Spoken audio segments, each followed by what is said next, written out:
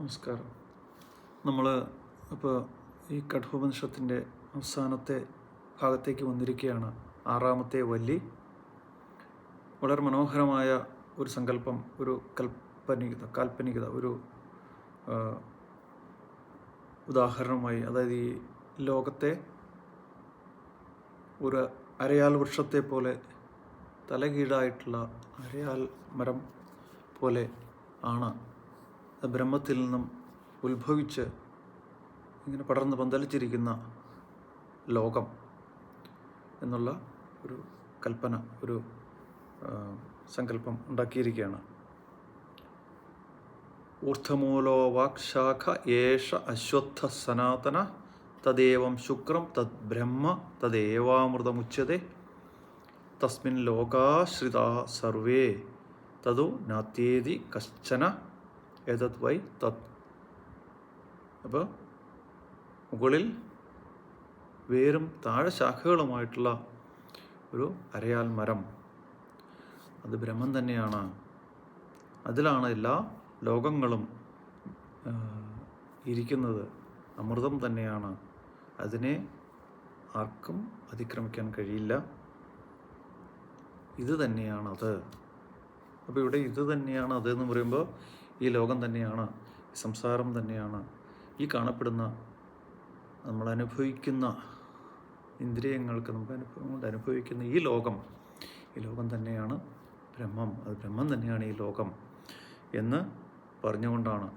അത് ആരും ഇനി ഇതിനെല്ലാം ഉപേക്ഷിച്ചിട്ട് ഇത്രയൊക്കെ കഠോപനിഷത്തെല്ലാം ഞാൻ പഠിച്ചു, ഇനി മുതൽ ഞാൻ സന്യസിക്കാൻ പോവാണ്, എനിക്ക് യാതൊരു ഉത്തരവാദിത്വവും ലോകത്തോടില്ല, യാതൊരു കർത്തവ്യങ്ങളും ഞാൻ ചെയ്യേണ്ടതായിട്ടില്ല, എല്ലാം എനിക്ക് മനസ്സിലായി, അങ്ങനെയില്ല. ഈ ലോകം തന്നെ ബ്രഹ്മമാണ്. നമ്മൾ ഇതിനെ മനസ്സിലാക്കി ഇതിനോട് ചെയ്യുന്ന നമ്മുടെ കർത്തവ്യങ്ങൾ, നമ്മൾ ഈശ്വരനോട് ചെയ്യുന്ന കർത്തവ്യങ്ങൾ തന്നെയാണ്. ഇതിനെ ബ്രഹ്മമാണെന്ന് മനസ്സിലാക്കിക്കൊണ്ട് നമ്മൾ പൂർണ്ണമായി നമ്മളുടെ ഉത്തരവാദിത്തങ്ങൾ നിർവഹിച്ചുകൊണ്ട് തന്നെ പോവുക എന്ന് ഇത് ഉപനിഷത്ത് വീണ്ടും എടുത്ത് പറഞ്ഞുകൊണ്ടാണ് ഈ ചാപ്റ്റർ ആരംഭിച്ചിരിക്കുന്നത്. യദിദം കിംച ജഗത് സർവം പ്രാണയേജതി നിസ്സൃതം മഹദ്ഭയം വജ്രമുദ്യതം യ യദത് വിതുരം അമൃതാസ്തേ ഭവന്തി. ഇനിയിപ്പോൾ ഇത് ഈ ഉപനിഷത്തുക്കൾ വീണ്ടും വീണ്ടും പറഞ്ഞിരിക്കുന്ന കാര്യമാണ്. ഈ ബ്രഹ്മത്തെ പേടിച്ചാണ് സർവവും ചലിക്കുന്നത് എന്നുള്ളത് പല രീതിയിൽ തിരിച്ചും മറിച്ചും അവർ പറയും. ഇതാണ് അതുപോലെ സർവവും ഈ പ്രാണനിൽ നിന്നും അല്ലെങ്കിൽ ബ്രഹ്മത്തിൽ നിന്നും പുറത്തു വന്നതായിട്ടാണ് ചലിക്കുന്നത്, അവനെ കൊണ്ടാണ്, അതുപോലെ അവനെ ഭയപ്പെട്ടാണ് അത് എല്ലാം ചലിക്കുന്നതെന്ന് മനസ്സിലാക്കുന്നവർ മരണമില്ലാത്തതായിത്തീരുന്നു. ഭയാത് അസ്യാഗ്നിസ്തപതി ഭയാത് തപതി സൂര്യ ഭയാത് ഇന്ദ്രശ്ച വായുശ്ച മൃത്യുർധാവതി പഞ്ചമ. ഇങ്ങനെ മൃത്യുവും അല്ലെങ്കിൽ സൂര്യനും ഇന്ദ്രനും വായും ഒക്കെ ഇവനെ പേടിച്ചാണ്, അഗ്നിയുമൊക്കെ ഈ ബ്രഹ്മത്തെ ഭയപ്പെട്ടാണ് തന്ത്രങ്ങൾ. ഈ പ്രപഞ്ചത്തിലെ സർവവും ബ്രഹ്മത്തിൻ്റെ ശക്തി കൊണ്ടാണ് പ്രവർത്തിക്കുന്നത്. അശകത് ബോദ്ധും പ്രാക് ശരീരസ്യ വിശ്രസ തഥാ സർഗേഷു ലോകേഷു ശരീരത്വായ കൽപ്പതേ. അപ്പോൾ നമ്മൾ ഈ മരിക്കുന്നതിന് മുമ്പ് നമുക്കിത് മനസ്സിലാക്കാൻ കഴിഞ്ഞെങ്കിൽ നമ്മൾ അമൃതത്വത്തിന് അർഹരായിത്തീരുന്നു, മുക്തരായിത്തീരുന്നു. അല്ലെങ്കിൽ വീണ്ടും വീണ്ടും നമ്മൾ മരിക്കുകയും ജനിക്കുകയും മരിക്കുകയും ജനിക്കുകയും ചെയ്തുകൊണ്ടിരിക്കും. ഇതാണ് അന്ന് ഉപനിഷത്ത് പറഞ്ഞു വച്ചിരിക്കുന്നത്. ഹേവ തൈർജിത സർഗോ യേഷാം സാമ്യേ സ്ഥിതം മന നിർദോഷം ഹി സമം ബ്രഹ്മ തസ്മാത് ബ്രഹ്മണി തേ സ്ഥിത എന്ന ഭഗവത്ഗീതയിൽ പറഞ്ഞിരിക്കുന്നത് ഇത് തന്നെയാണ്. ഈ ഭഗവത്ഗീതയുടെ അടിസ്ഥാനം ഏകദേശം കഠോപനിഷത്താണെന്ന് നമുക്ക് തോന്നും. പല പല ഉപനിഷത്തുക്കളിലും പറഞ്ഞിട്ടുള്ളതുണ്ട്. സർവോപനിഷത്തോ ഗാവോ ദോക്ത ഗോപാലനന്ദന എന്ന് പറഞ്ഞിട്ടുള്ളൂ. ഇപ്പോൾ ഈ പക്ഷേ ഈ കഠോപനിഷത്തിൻ്റെ ആശയങ്ങൾ ഒത്തിരി ഭഗവത്ഗീതയിലാണ്. പല ശ്ലോകങ്ങളും അങ്ങനെ തന്നെ എടുത്തിട്ടുണ്ട്. ഇപ്പോൾ ഈ ഊർദ്ധ മൂലമതശാഖ അശ്വത്ഥം പ്രാഹുരവ്യം ഛന്ദാം ചേസ്യ വർണ്ണാനി സ്തം വേദസവേദ നമ്മുടെ ആ ശ്ലോകം നമ്മൾ ആദ്യം പറഞ്ഞ ഈ 6-ാമത്തെ വല്ലി തുടങ്ങുന്ന അതേ കൺസെപ്റ്റ് തന്നെയാണ് ഈ ഭഗവത്ഗീത 5-ാമത്തെ അധ്യായം തുടങ്ങുന്ന ഊർദ്ധമൂലമതശാഖ എന്നുള്ള ആ കൺസെപ്റ്റ് തുടങ്ങിയിരിക്കുന്നത്. കുറച്ച് വ്യത്യാസമുണ്ട്. എന്ന് മാത്രമേ ഉള്ളൂ. അപ്പോൾ യഥാദർശേ തഥാത്മനി യഥാ സ്വപ്നേ തഥാ പിതൃലോക തഥാപ്സു പരീവ ദദൃശേ തഥാ ഗന്ധർവലോകെ ഛയാ തപയോരിവ ബ്രഹ്മലോകെ. ഇങ്ങനെ എല്ലാത്തിലും, സ്വപ്നത്തിലും പിതൃലോകത്തിലും ഒക്കെ ബ്രഹ്മലോകത്തിലും എല്ലാം ഉള്ളത് എല്ലാം ബ്രഹ്മം തന്നെയാണ്.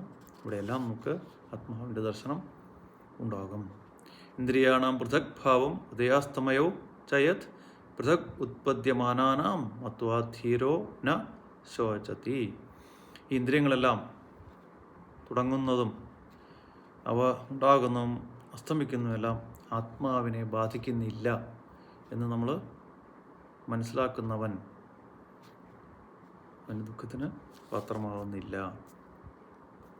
ഇന്ദ്രിയേഭ്യ പരം മനസ്സ സത്വമുത്തമം സത്വാദധി മഹാനാത്മാ മഹതോ അവ്യക്തമുത്തമം. അവ്യക്താത്തു പരപുരുഷോ വ്യാപകോലിംഗ ഏവച യം ജ്ഞാത്വാമുച്ചതേ ജന്തു അമൃതത്വം ച ഗച്ഛതി. അപ്പം ഇങ്ങനെ നമ്മൾ ആദ്യം മുമ്പ് പറഞ്ഞ കാര്യം തന്നെയാണ് വീണ്ടും ഒന്നുകൂടി പറയുന്നത്. ഇന്ദ്രിയങ്ങൾക്കും മുകളിലാണ്, ഉത്കൃഷ്ടമായിട്ടുള്ളതാണ് മനസ്സ്. അതിന് മുകളിലാണ് മനസ്സിനേക്കാൾ സത്വം അല്ലെങ്കിൽ ബുദ്ധി ശ്രേഷ്ഠമാകുന്നു. ഈ ബുദ്ധിയേക്കാൾ മഹത്താണ് ഹിരണ്യഗർഭൻ. അതിനും മുകളിലാണ് അവ്യക്തം അല്ലെങ്കിൽ മൂലപ്രകൃതി. പിന്നെ അതിനേക്കാൾ മുകളിലാണ് പുരുഷൻ എന്ന് പറയുന്നു.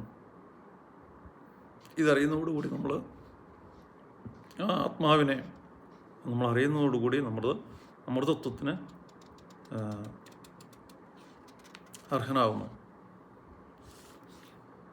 അപ്പോൾ ന സംദർശേ തിഷ്ഠതി രൂപമസ്യ ന ചക്ഷുഷ പശ്യതി കശ്ചനൈനം ഹൃദാ മനീഷ മനസാപി ക്ലിപ്തോ യേ വിദുരസ് അമൃതസ്തേ ഭവന്തി. ഇവനെ നമ്മൾ വെളിയിലേക്ക് കാണുകയല്ല, നമ്മൾ മനസ്സിനെ നിയന്ത്രിക്കുന്നതോടുകൂടി, മനസ്സിനെ അടക്കുന്നതോടുകൂടി, ബുദ്ധി കൊണ്ട് മനസ്സിനെ അടക്കിയിട്ട് അത് മനനം കൊണ്ട് അഭിക്ലിപ്ത ഭവതി എന്നാണ് ആ വാക്ക് ഉപയോഗിച്ചിരിക്കുന്നത്. ഇപ്പോൾ ഹൃദയ മനീഷ മനസാഭിക്ലിപ്തോ ഏത് വിദുരമൃതാസ്തേ ഭവന്തി. ഇപ്പോൾ മനനം കൊണ്ടത് പ്രകാശിപ്പിക്കപ്പെട്ടവനായി ഭവിക്കുന്നു. ഇങ്ങനെ അറിയുന്നവനാണ് മരണമില്ലാത്തവനായി ഭവിക്കുന്നത്. അപ്പം നമ്മൾ ആത്മാവെന്നുള്ള തിരിച്ചറിവ്, അനുഭവം അത് പ്രകാശിപ്പിക്കപ്പെട്ടതായി വരുന്നു. അപ്പോൾ ആത്മാവ് ഇപ്പം നമ്മൾ പറയുന്നുണ്ട് അവിദ്യയുമല്ല വിദ്യയുമല്ല. ഈ വിദ്യ കൊണ്ട് നമ്മൾ മനസ്സിനെ നമ്മൾ ഇല്ലാതാക്കി കഴിയുമ്പോൾ ആത്മാവ് പ്രകാശിപ്പിക്കപ്പെടുന്നു. അപ്പോൾ ബ്രഹ്മം എന്നുള്ളത് അവിദ്യയും വിദ്യയുമല്ല, അതിനും പുറത്തുള്ള ഒന്നാണ്. അപ്പോൾ യഥാ പഞ്ചാവതിഷ്ഠന്തെ ജ്ഞാനാനി മനസാസഹ ബുദ്ധിശ്ചന വിചേഷ്ടതി താമാഹു പരമാംഗതിം.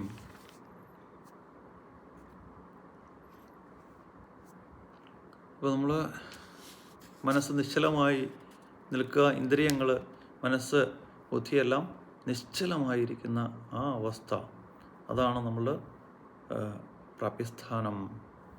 അതാണ് നമ്മൾ ആത്മാവ് പ്രകാശിപ്പിക്കപ്പെടുന്നതോടുകൂടി ഇതെല്ലാം നിശ്ചലമായിത്തീരുന്നു എന്നാണ് പറയുന്നത്. താം യോഗമിതി മന്യന്തേ സ്ഥിരാം ഇന്ദ്രിയധാരണാം അപ്രമത്തസ്തദാ ഭവതി യോഗോ ഹി പ്രഭവാപ്യയോ. അത് തന്നെയാണ് യോഗം. ഇന്ദ്രിയങ്ങളെ, മനസ്സിനെയും ബുദ്ധിയെല്ലാം സ്ഥിരമാക്കി നിർത്തുന്ന ഈ അവസ്ഥ, ആ അവസ്ഥയാണ് നമ്മൾ യോഗം എന്ന് പറയുന്നത്. നൈവ വാചാന മനസ്സ പ്രാപ്തും ശക്യോ ന ചക്ഷുഷ അസ്തീതി ബ്രൂതോ അന്യത്ര കഥം തതുപലഭ്യത. അത് വാക്കുകൊണ്ടോ മനസ്സുകൊണ്ടോ ഒന്നും നമുക്കിതിനെ പ്രാപിക്കാൻ പറ്റുന്നില്ല, കാണാനും പറ്റുന്നില്ല. ഇന്ദ്രിയങ്ങൾക്ക് അത് എന്നൊന്നും നമുക്ക് അറിയാൻ പറ്റുന്നില്ല. നമ്മളിത് ഇപ്പം ഇങ്ങനെ എത്രയാണ് പറഞ്ഞാലും ഇനി ആരുടെയൊക്കെ പ്രഭാഷണം കേട്ടാലും അവനവനത് ഉണ്ടെന്ന് ഉറപ്പാണോ? ആത്മാവുണ്ട് എന്ന് നിങ്ങൾ ഉറച്ച് വിശ്വസിക്കുകയും പറയുകയും ചെയ്യുന്ന ഒരാളാണോ? അല്ലെങ്കിൽ ആത്മാവുണ്ട് എന്ന് ബോധ്യമുള്ള ഒരാൾ നിങ്ങളോടത് പറഞ്ഞ് മനസ്സിലാക്കി തരുന്നുണ്ടോ? എങ്കിൽ മാത്രമേ നിങ്ങൾക്ക് ആത്മാവിനെ അറിയാൻ പറ്റൂ. നിങ്ങൾ സ്വയം അസ്ഥീതി ബ്രോധോ അന്യത്ര കഥം തതുപലഭ്യത എന്ന്. അതുണ്ട് എന്ന് നിങ്ങൾക്ക് അത് നല്ല വിശ്വാസമുണ്ടോ? എങ്കിൽ മാത്രമേ അതറിയാൻ പറ്റുള്ളൂ. വെറുതെ നിങ്ങൾ തർക്കിച്ചിട്ട് കാര്യമില്ല. ആരോടും കുറേ ചോദ്യങ്ങൾ ചോദിച്ചുകൊണ്ടൊന്നും ആത്മാവിനെ അറിയാൻ പറ്റില്ല. നിങ്ങൾ കുറേ തർക്കിക്കാൻ പോയിട്ടോ കുതർക്കങ്ങൾ ഉന്നയിച്ചുകൊണ്ടൊന്നും ഇതൊന്നും നേടാൻ പോകുന്നില്ല. അസ്ഥിത്യോപലബ്ധവ്യം തത്വഭാവേന ചോ ഉഭയോ അസ്ഥിത്യോപലബ്ധസ്യ തത്വഭാവ പ്രസീദതി. ഇപ്പോൾ ഉണ്ട് എന്നുള്ള ആദ്യം നിങ്ങൾക്കുണ്ടെന്ന് ബോധ്യം വരട്ടെ, പിന്നെ അത് നമുക്ക് തെളിഞ്ഞു വന്നോളൂ എന്നുള്ളതാണ്. അത് സ്ഥിതി ഉപലബ്ധസ്യ തത്വഭാവ പ്രസീദതി. ഇത് തെളിച്ച് പറഞ്ഞിട്ടുണ്ട്. ഉണ്ടെന്ന് നിങ്ങൾക്ക് വിശ്വാസമുണ്ടോ? നല്ല ഉറപ്പുണ്ടോ? എന്നാൽ ആത്മാവ് നമ്മൾ അതിൻ്റെ യഥാർത്ഥ ഭാവം പ്രത്യക്ഷമാകുന്നു. അത് തെളിഞ്ഞു വരും. തത്വഭാവ പ്രസീദതി, പ്രത്യക്ഷമായി തെളിഞ്ഞ് വരും. അത് പ്രസാദിക്കും. നമുക്കതിനെ അത് വെളിവാകും. യഥാ സർവേ പ്രമുച്യന്തേ കാമായേസ്യ ഹൃദി ശ്രിത അഥ മർത്യോ ഭവത്യത്ര ബ്രഹ്മ സമശ്രുതേ. അപ്പോൾ ഈ നമ്മൾ ഹൃദയത്തെ ബന്ധിച്ചിരിക്കുന്ന കാമങ്ങൾ എല്ലാം എപ്പോൾ നശിക്കുന്നുവോ അപ്പോൾ മർത്യൻ അമർത്യനായി മാറുന്നു. മരണമുള്ളവൻ മരണമില്ലാത്തവനായി മാറുന്നു. അപ്പോൾ നമ്മൾ ബ്രഹ്മത്തെ അനുഭവിക്കുന്നു എന്നുള്ളതാണ്. ഭഗവത്ഗീതയിൽ പറയുന്ന കാമേഷ ക്രോധേഷ രജോഗുണ സമുദ്ഭവ മഹാശ്രമ മഹാത്മാ വിദ്യേനമിഹ വൈരണം. യഥാ സർവേ പ്രഭിദ്യന്തേ ഹൃദയസ്യ ഗ്രന്ഥയ അഥ മർത്യോമൃതോ ഭവത്യേതാവത്യനുശാസനം. നമ്മളുടെ അഹന്താമമതകളുടെ കെട്ടുകൾ നമ്മളുടെ പൊട്ടുന്നതോടുകൂടി അല്ലേ, ഹൃദയഗ്രന്ഥി പൊട്ടുന്നതോടുകൂടി ഭിദ്യതേ ഹൃദയഗ്രന്ഥി ഛിദ്യന്തേ സർവസംശയ ക്ഷീയന്തേ ചാസ്യ കർമാണി തസ്മിൻ ദൃഷ്ടേ പരാവരെ എന്ന് മുണ്ടോപനിഷത്തിൽ പറയുന്ന പോലെ നമ്മൾ ഹൃദയത്തിൻ്റെ കെട്ടുപൊട്ടുകൾ ഈ ലോകവുമായിട്ടുള്ള സംഘം അല്ലേ, അത് പറയുന്ന ഭഗവത്ഗീത പറഞ്ഞ അസംഘശസ്ത്രേണ, അസംഘമാവുന്ന ശസ്ത്രം കൊണ്ടാണ് നമ്മളിതിനെ ഛേദിക്കേണ്ടത് എന്ന് പറയുന്നുണ്ടല്ലോ. അത് തന്നെ. അപ്പോൾ അത് തന്നെയാണ്. അപ്പോൾ മർത്യൻ ഈ കെട്ടുകൾ എൻ്റെ എന്നുള്ള അഹന്താമമതയുടെ കെട്ടുകളിൽ പിടിച്ച് ഇട്ടിരിക്കുന്ന ആ കെട്ടുകളെ നമ്മൾ പൊട്ടിക്കുന്നതോടുകൂടി നമ്മൾ ആത്മസാക്ഷാത്കാരം ഉണ്ടാകുന്നു, ആത്മാവ് വെളിവാകുന്നു, നമ്മൾ മരണമില്ലാതായി മർത്യൻ അമർത്യനായി മാറുന്നു. ശതം ജൈകാജ ഹൃദയസ്യ നാഡ്യസ്താസ മൂർധ നിസ്സൃതൈക അയോ ഊർധ്വമായന്ന മൃതത്വമേതി വിശ്വങ്ങന്യ ഉത്ക്രമേണ ഭവന്തി. അപ്പോൾ നമ്മൾ പ്രാണനെ മുകളിലേക്ക് എന്നുവെച്ചാൽ നമ്മളുടെ ആ വേ ഓഫ് തിങ്കിങ് ലെവൽ എന്നെ നമ്മൾ മുകളിലേക്ക് എടുത്താൽ നമ്മൾ അമൃതത്വത്തിന് അധികാരിയായി ഭവിക്കുന്നു. നമ്മൾ ഉത്കർഷ ഉണ്ടാകുന്നു, നമ്മൾ ഉയർച്ച ഉണ്ടാകുന്നു. അങ്കുഷ്ടമാത്ര പുരുഷോ അന്തരാത്മാ സദാ ജനാന ഹൃദയ സന്നിവിഷ്ട ത്വം സ്വാത് ശരീരാത് പ്രവൃഹേ മുഞ്ചാതിവേഷീകാം ധൈര്യേണ തം വിദ്യാചുക്രം അമൃതമിതി. അപ്പോൾ ഇത് നമ്മൾ ഒരു പെരുവിരലിനോളം വലുപ്പമുള്ള ആ പുരുഷൻ നമ്മൾ ഹൃദയത്തിൻ്റെ ഉള്ളിൽ ഹൃദയകുഹരത്തിൽ സന്നിവിഷ്ടനായിരിക്കുന്നു. അതിനെ നമ്മൾ കണ്ടെത്തണം. ആ ഞാനെന്ന് അതാരാണ് ഞാൻ എന്നുള്ളത് അതൊരു മുഞ്ചപ്പുല്ലിൽ നിന്നും അതിൻ്റെ നടുത്തണ്ടിനെ എന്ന പോലെ വേർപെടുത്തിയെടുക്കണം. ഈ ഞാൻ എന്നുള്ളത് ഈ ശരീരമല്ല, ആത്മാവാണ് എന്ന് നമ്മൾ മനസ്സിലാക്കി വേർതിരിച്ച് മനസ്സിലാക്കി എടുക്കണം. ഉള്ളിലിരിക്കുന്ന പുരുഷൻ, ആത്മാവ്, ഈശ്വരനെ നമ്മൾ കണ്ടെത്തി നമ്മുടെ നടുത്തണ്ടായിട്ടിരിക്കുന്നത്, നമ്മൾ ഇന്ദ്രിയങ്ങൾക്കും ശരീരത്തിനും എല്ലാം ആധാരമായിട്ടിരിക്കുന്നത് ആ ഞാൻ, അത് ആത്മാവാണ് എന്ന് നമ്മൾ തിരിച്ചറിയണം. അതാണ് ബ്രഹ്മം, അമൃതം എന്നുള്ള കാര്യം നമ്മൾ തിരിച്ചറിയണം. അതാണ്.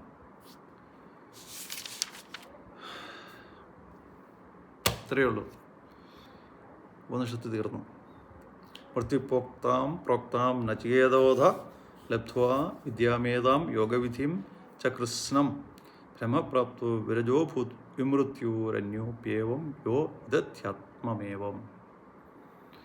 അപ്പോൾ നമ്മൾ ഈ അധ്യായം തുടങ്ങി ഈ പ്രപഞ്ചം, ലോകം തന്നെയാണ് ബ്രഹ്മമെന്ന് പറഞ്ഞു. അവസാനം നമ്മൾ വന്നു ഈ ശരീരത്തിൽ നമ്മുടെ ഉള്ളിലിരിക്കുന്ന ആ ഞാൻ എന്നുള്ള ആ ബോധം, ഉള്ളിലിരിക്കുന്ന സർവ്വതിനും ആധാരമായി നമ്മുടെ ഉള്ളിലിരിക്കുന്ന ആ വസ്തു, അത് ഈശ്വരൻ തന്നെയാണെന്ന് നമ്മൾ തിരിച്ചറിയണം. ആത്മാവ് പരമാത്മാവാണ് നമ്മൾ തിരിച്ചറിഞ്ഞു. ബ്രഹ്മമാണെന്ന് നമ്മൾ തിരിച്ചറിയണം. തിരിച്ചറിയുന്നതോടുകൂടി എന്താ സംഭവിക്കുന്നത്? എന്ത് ഗുണം കിട്ടുന്നത്? ബ്രഹ്മത്തെ അറിയുന്നവൻ ബ്രഹ്മമായി ഭവിക്കുന്നു. നമ്മളുടെ ഈഗോ ഇല്ലാതായി നമ്മൾ ഈ ലോകവുമായി, പ്രപഞ്ചവുമായി, ബ്രഹ്മവുമായി നമ്മൾ ലയിച്ചിരിക്കുന്നു. ഞാനില്ലാതെയായി. നമ്മൾ ആദ്യമേ പറഞ്ഞല്ലോ, കുറേ ശുദ്ധജലത്തിൽ വീണ്ടും ഒരു തുള്ളി ശുദ്ധജലം വീണാൽ അത് ഇൻസെപ്പറബിളാണ്. അതിൽ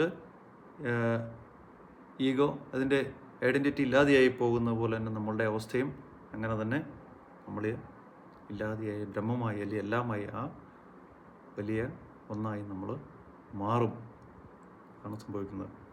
അപ്പോൾ ഈ നചികേതസ് ഇങ്ങനെ ബ്രഹ്മത്തെ അറിഞ്ഞിട്ട് മരണമില്ലാത്തവനായി ബ്രഹ്മമായി തന്നെ ഭവിച്ചു. പ്രത്യുപ്രോക്താം നചികേതോധ ലബ്ധ്വാ വിദ്യാമേതാം യോഗവിധിം ചകൃത്സ്നം ബ്രഹ്മപ്രാപ്തോ വിരജോഭൂത് വിമൃത്യുരന്യോപ്യേവം യോ വിദധ്യാത്മമേവം എന്ന് പറഞ്ഞ് കാര്യങ്ങൾ അങ്ങനെ നമുക്കും ഇങ്ങനെ ആത്മതത്വത്തെ അറിയുന്നവർ, നമ്മളും ബ്രഹ്മത്തെ അറിയുന്നവരായി ഭവിക്കും എന്നാണ്.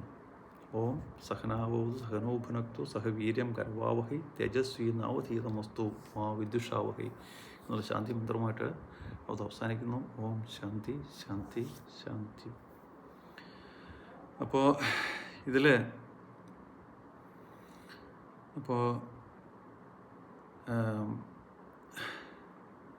ശാന്തിമന്ത്രത്തിൽ പറയുന്ന പോലെ തന്നെ നമ്മൾ ഇതുവരെ ഈ മനസ്സിലാക്കിയ കാര്യങ്ങളെല്ലാം നമ്മളെ എല്ലാവരെയും ഒരുമിച്ച് ഇത് രക്ഷിക്കുകയും നമ്മളെ പരിപോഷിപ്പിക്കുകയും നൽകട്ടെ. ഈ നമുക്ക് ഇതുകൊണ്ടുള്ള ആ തേജസ്, വിദ്യാപ്രാപ്തിയുള്ള തേജസ് നമുക്ക് ഒരുമിച്ച് സമ്പാദിക്കാം. നമ്മളെ പഠിക്കുന്നതെല്ലാം സഫലമായി തീരട്ടെ. നമ്മൾ തമ്മിൽ യാതൊരു വിധത്തിലുള്ള ദ്വേഷങ്ങളും തോന്നാതിരിക്കട്ടെ. എല്ലാവിധത്തിലുള്ള ആധ്യാത്മികവും ആധിഭൗതികവും ആദിദൈവികവുമായിട്ടുള്ള ആ ശാന്തി നമ്മളിൽ എപ്പോഴും ഉണ്ടാവട്ടെ. നമ്മളിവിടെ ഇത് തീരെയാണ്. ഇത് കുറേ പേരൊക്കെ കേട്ടിട്ടുണ്ട്. ഞാനത് യൂട്യൂബിൽ നോക്കുമ്പോൾ വളരെ പേര് കേട്ടിട്ടുണ്ട്. വളരെ സന്തോഷം. ആർക്കെങ്കിലും പ്രയോജനമായിട്ടുണ്ടെങ്കിൽ ആവട്ടെ.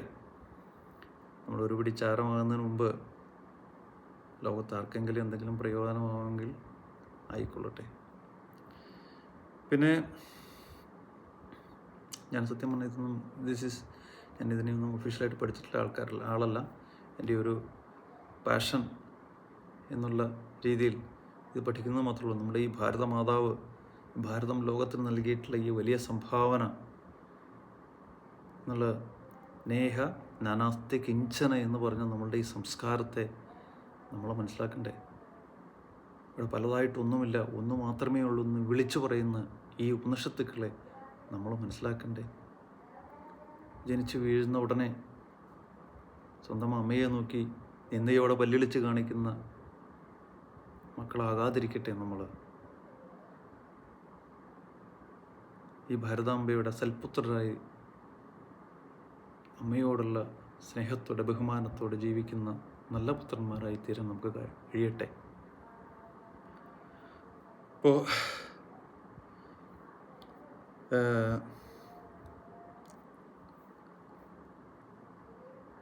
പ്രലോഭനങ്ങൾ വരുമ്പോൾ ഈ പ്രലോഭനങ്ങൾക്ക് അടിപ്പെടാതെ നചികേതസിനെ പോലെ ലക്ഷ്യത്തിൽ ഉറച്ചു നിന്ന് ലോകത്തിന് മുഴുവൻ നന്മയെ നേടാൻ നമുക്ക് കഴിയട്ടെ. നമ്മുടെ ചെറുപ്പക്കാർക്കും എല്ലാവർക്കും കഴിയട്ടെ. ലോകത്തിന് മുഴുവൻ നന്മ വരട്ടെ. ലോക സമസ്ത സുഖിനോ ഭവന്തു. പിന്നെ ഒരു കാര്യം പറയാനുള്ളത്, ഞാൻ ഈ കാര്യങ്ങൾ അധികം ശരിക്കും പ്രൊഫഷണലായിട്ട് പഠിച്ചിട്ടുള്ള ആളല്ല. പിന്നെ ആരുടെയെങ്കിലും ഉപദേശമില്ലാതെ ഇതൊന്നും പഠിപ്പിക്കരുത് എന്ന് ചിലരൊരു തർക്കം ഉന്നയിക്കുന്നുണ്ടെങ്കിൽ അത്ര തർക്കങ്ങളൊന്നും ഈ ഉപനിഷത്തിൽ പറഞ്ഞിട്ടില്ല. അതാണ് ഒരു കാര്യം. രണ്ടാമത്തെ കാര്യം, ഞാൻ ഒരിക്കൽ ശങ്കരാചാര്യരെ സ്വപ്നത്തിൽ കണ്ടിരുന്നു. അദ്ദേഹം പറഞ്ഞിരുന്നു അദ്ദേഹത്തിൻ്റെ ഗീതാ ഭാഷ്യം എല്ലാം ആളുകൾക്ക് പകരാം എന്നുള്ളൊരു അനുജ്ഞ തന്നിരുന്നു എന്നുള്ളതാണ്. അപ്പോൾ ഞാൻ ഇനി ആർക്കെങ്കിലും ഇനി വിഷമം ഉണ്ടാകണ്ട എന്ന് കരുതി മാത്രം അത് പറഞ്ഞതാണ്. പിന്നെ വളരെ ധനികനായിട്ടുള്ള ഒരാൾ വീട്ടിൽ ധാരാളം സ്വത്തിരിപ്പുണ്ട്, പക്ഷേ ഒരു മനുഷ്യനും ഒന്നും കൊടുക്കില്ല. അതിലും നല്ലത് നമുക്കൊക്കെ വളരെ പരിചിതമാണ്, ഒരു മിഡിൽ ക്ലാസ് ആയിട്ടുള്ള ഒരാളുടെ വീട്ടിൽ കയറി ചെന്നിട്ട് ഉള്ളതിൽ നല്ല സാധനങ്ങൾ എടുത്തെല്ലാം ഇത് കഴിക്കൂ എന്ന് പറഞ്ഞ് നമുക്ക് തരും. അവൻ നമ്മളെ വളരെയധികം സന്തോഷിപ്പിച്ചു വിടും. ആ ഒരു ലോ മിഡിൽ ക്ലാസ് ആണ് ഞാൻ. I was born as a low middle class person and I would like to continue that mentality also. അപ്പോൾ ഞാൻ ഒന്നാണ് നിങ്ങൾക്കിപ്പോൾ അതുകൊണ്ട് മാത്രമാണ്. അപ്പോൾ ഞാൻ പൂർണ്ണമായിട്ട് കുറ്റം പറ്റത്തില്ല. ഇതിൽ വളരെയധികം തെറ്റുകളുണ്ടാകും. പലപ്പോഴും ഞാനിതിനെ തിരിച്ച് നോക്കും, ചില തെറ്റുകളൊക്കെ ഉണ്ട്. അങ്ങനെ ആരെങ്കിലും തെറ്റുകൾ കണ്ടുപിടിക്കാൻ വേണ്ടിയെങ്കിലും ആരെങ്കിലും ഇതൊക്കെ കേൾക്കട്ടെ എന്തെങ്കിലുമൊക്കെ ആക്ടിവിറ്റീസ് ഇൻറ്ററാക്ഷൻസ് ഉണ്ടാകട്ടെ എന്ന് കരുതി ഞാനത് കറക്റ്റ് ചെയ്ത് അങ്ങനെ വിട്ടിട്ടുമുണ്ട്. അതുകൊണ്ട് തെറ്റുകളുണ്ടെങ്കിൽ ക്ഷമിക്കണം. നിങ്ങൾ ഇതെല്ലാം മനസ്സിലാക്കി നിങ്ങളുടേതായ രീതിയിൽ ഇതിനെയെല്ലാം പുറത്തേക്ക് എടുക്കണം. Thank you.